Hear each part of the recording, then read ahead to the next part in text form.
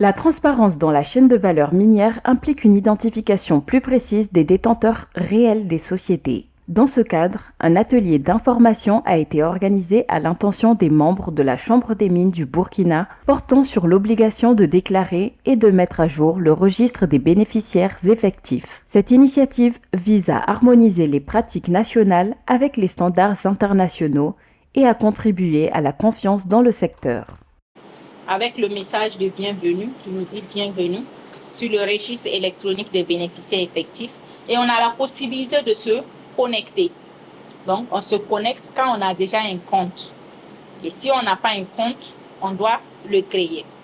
En plus de pouvoir se connecter, on a la possibilité aussi de faire ce qu'on appelle des demandes d'accès. Ça répond à la question de la dame qui demandait est-ce qu'on pouvait avoir accès au registre. Oui, on peut avoir accès au registre, mais pour cela, il faut faire une demande d'accès. Donc, on a la possibilité de demander l'accès en tant que citoyen ou en tant que partenaire. Les structures partenaires, comme le juge le disait, ça peut être les OPJ, ça peut être les impôts, ça peut être l'ITIE, par exemple. Donc, ce sont les structures partenaires.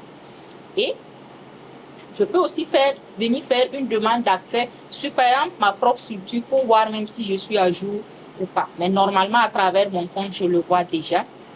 On peut faire une demande et il faut forcément que cette demande soit motivée. Donc, on remplit les champs. Que l'on soit personne physique, là, c'est cette première partie que nous allons remplir. Quand c'est une entreprise, c'est la partie en bas que nous devons remplir. Et on coche.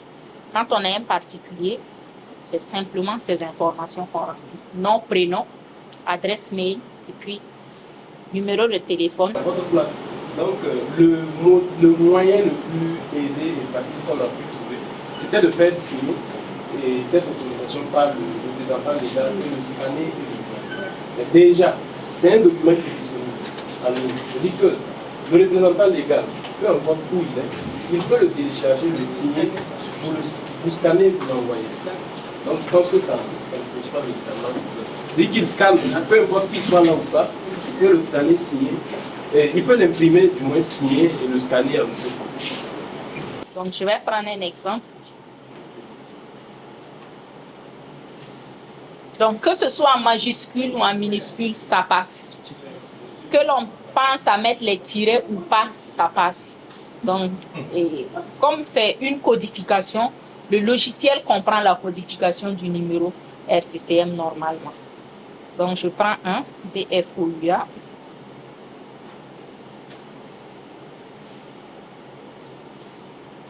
« 01 2023 ». Ensuite, B12 15 5 38.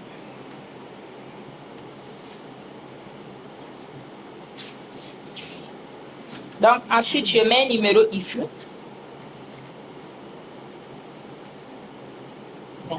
75.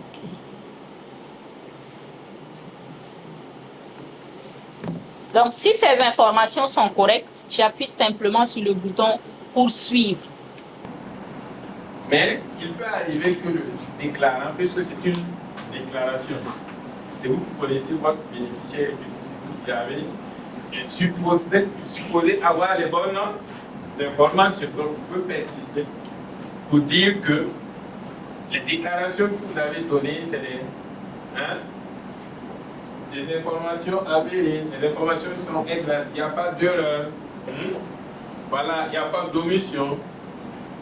On prévoit cette possibilité-là qu'il y ait de la contestation entre vous et le greffe. En ce moment, va intervenir le juge. Le greffe va envoyer la question devant le juge et le juge va trancher sur la contestation.